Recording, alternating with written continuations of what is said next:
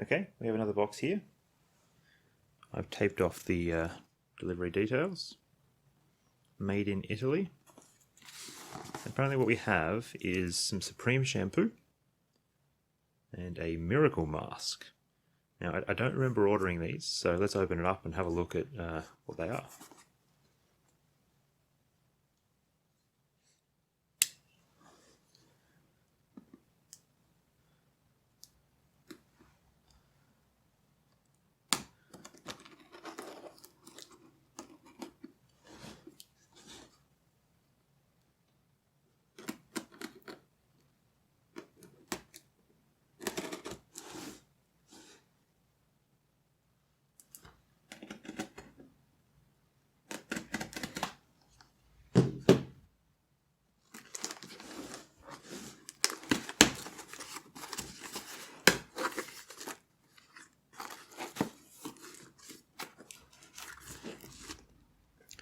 It's something wrapped in foil.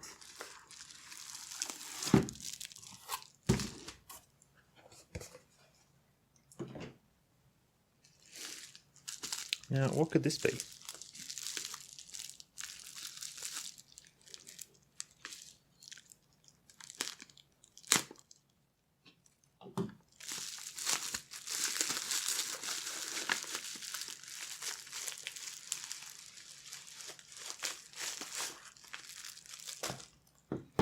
Okay, it's a Sony PS1.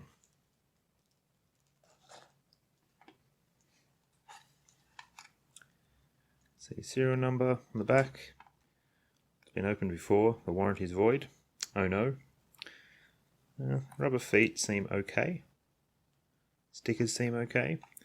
It is quite dirty.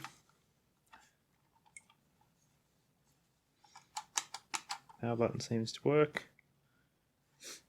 Now there's a little sticker here, X read. So when I bought this thing, the description said that it does not read discs.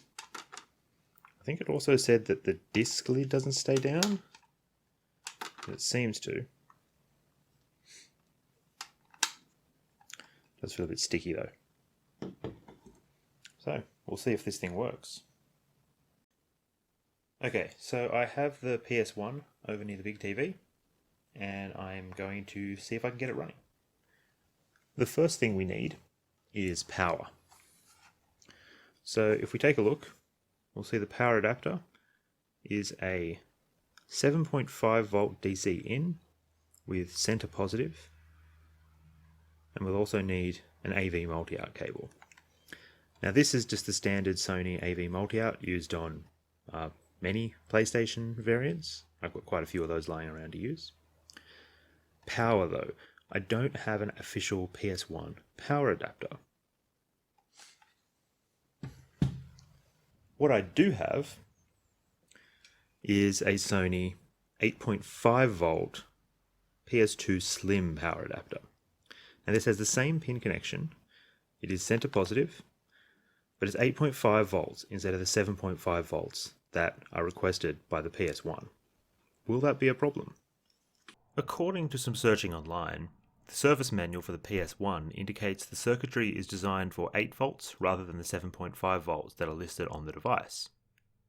8.5 volts is therefore only around 6% higher than what the device is rated for.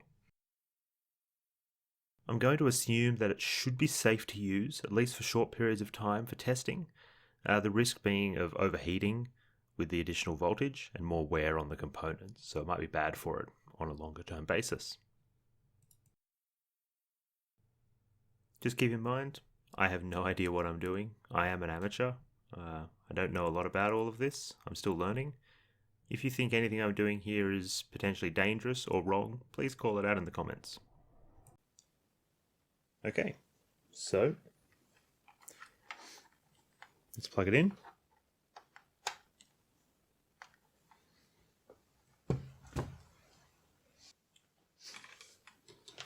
Let's plug in standard 2-prong power cable.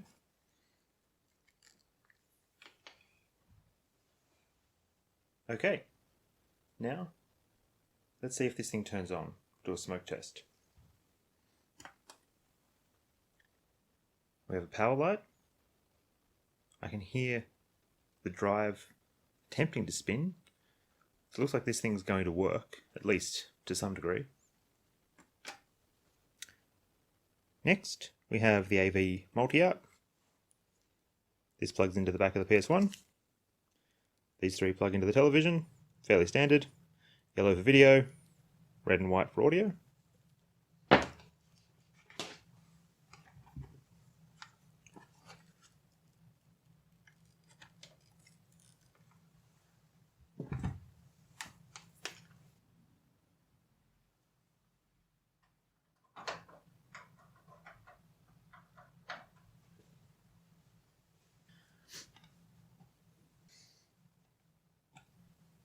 Okay, let's turn the television on and see how it works.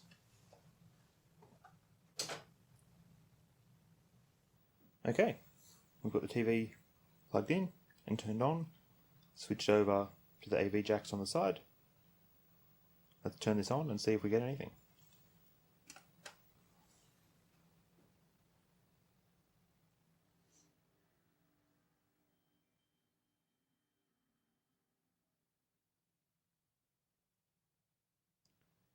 That's a good sign.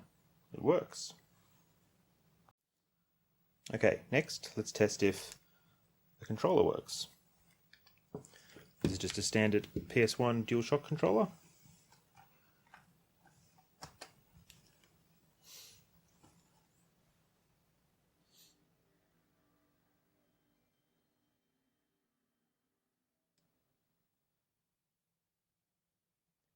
Yep, it's working, at least to some degree. I'll try the other port.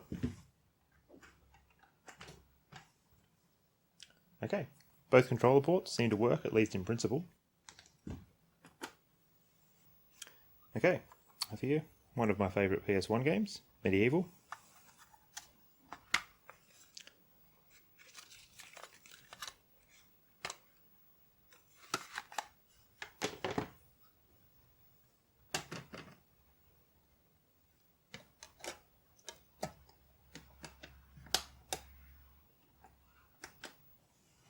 Let's see if it boots.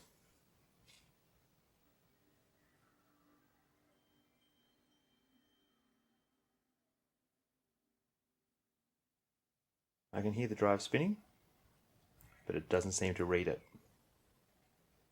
It's trying to.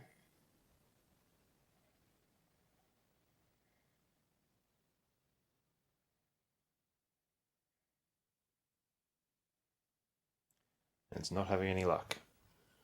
This will require some further investigation. Okay, let's have a bit of a look and see if we can see anything wrong with it. To start off, we'll open it up. I'll have a quick look now. I could hear the drive spinning. So what I'm just starting by doing is having a bit of a look at the lens. Looks okay. We'll probably try giving it a clean, but it doesn't look particularly dirty. So I don't think it's just a dirty lens. Let's open it up and have a look inside. Let's just get some help from Mickey and friends.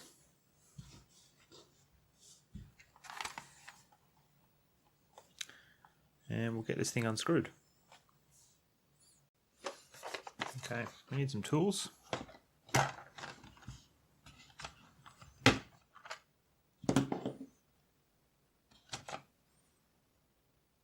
These are Phillips head and they're quite small, so try this one.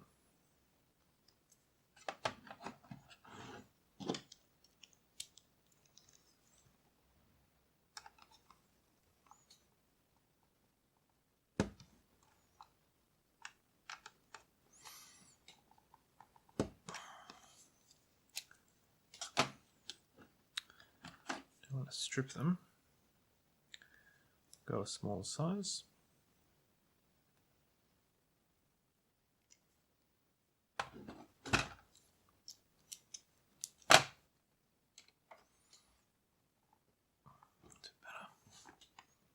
These are quite firmly in.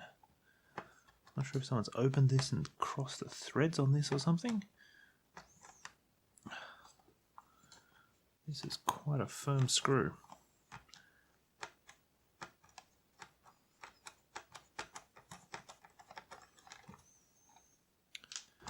They're all quite firm. Now we're all looking a little bit stripped already as well. Quite a bit of downward pressure on it too.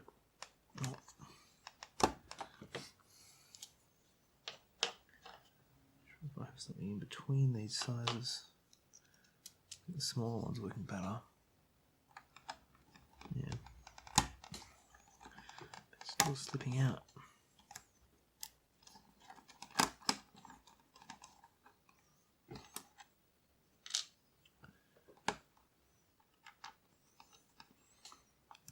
Something definitely seems a bit off.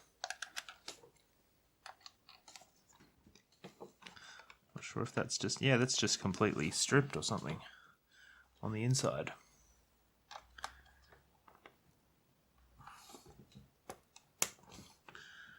Don't know what's happened to this in the past.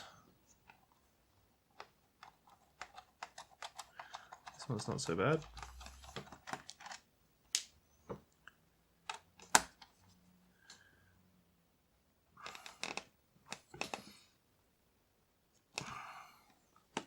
This driver is not the most stable. Yeah, I'm going to change screwdrivers.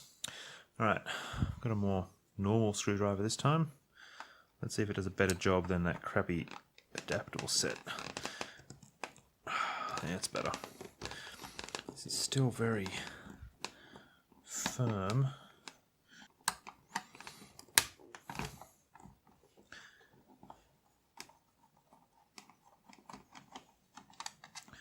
Okay, and then this one, I think the threading is actually stripped out internally. So, if I turn this over and we lift it off it comes. Now, no ribbon cables or anything. I can see right here one of the screw standoffs has snapped off. If we look inside, a bit of rust over here, maybe. Oh, there we go. That's where that's come from.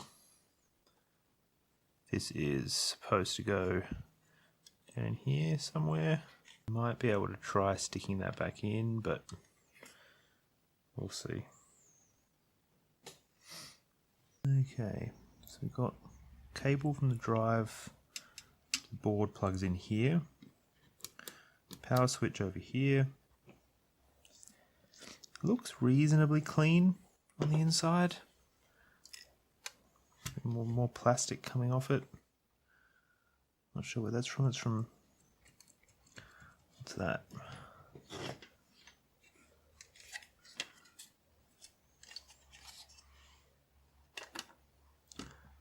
Let's sit under the eject switch perhaps. Maybe that's the switch for the drive to spin when it's closed, so that might be causing some problems.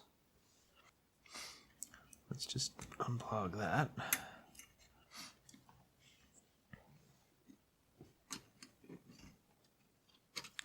Yeah, so it's just this bit over here that's a bit stuck.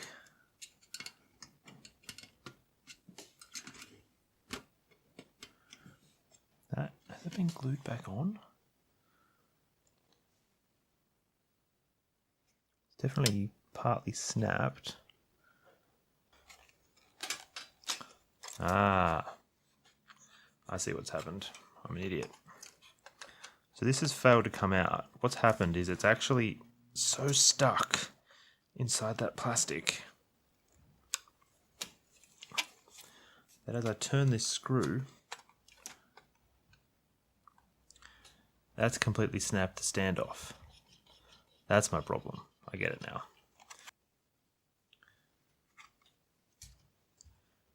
Okay, so I'll just grab that. Screw.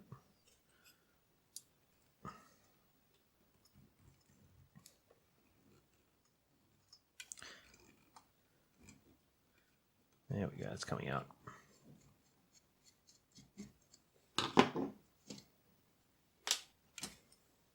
Now that has snapped off with this. So these two pieces have snapped off from up here. Can probably fix that, but it's not the end of the world. Okay. Now let's just be careful with this drive. Now this should come out. There we go. The ribbon cable that I need to be careful of though. Now there's a pull tab.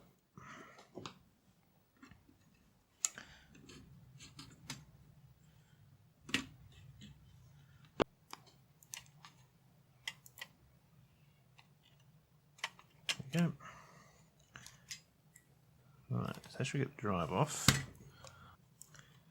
Just take that off and we'll have a quick look at the motherboard. Okay. What a twist! That's interesting.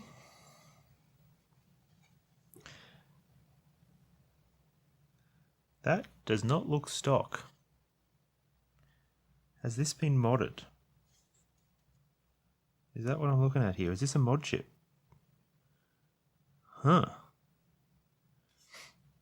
The ad did not mention anything about a mod chip. What's this? These wires out of the way. I was thinking about modding this thing if I could get it working. So what have we got here? 12C508P 04SAW 0145. Got a lot of wires bolted to this and soldered to it, and that's clearly not actually soldered down, it's wobbly. So I'm going to have a look up on the internet about that. Yep, it's a mod chip. Okay, so seems we have a mod chip on our hands here. I was not expecting that. I mean, there's a chance this is part of the problem. Just quickly doing a bit of an inspection. All the joints for the cables that have been wired in for the mod chip seem solid enough. I don't think it's just that some bad soldering's come undone. It's possible the mod's just bad. It's possible the mod's fine, everything here is good, and the problem just lies on the drive. For now, let's just have a closer look at the drive, and we'll see if there's any problems there. We'll come back to this mod chip. Well, that was certainly unexpected. I'm going to leave it here for this video. In part 2, I'll continue investigating the drive and attempt some actual repairs on it. Thanks for watching, and please let me know in the comments if you enjoyed the video, or even if you didn't, I won't be offended.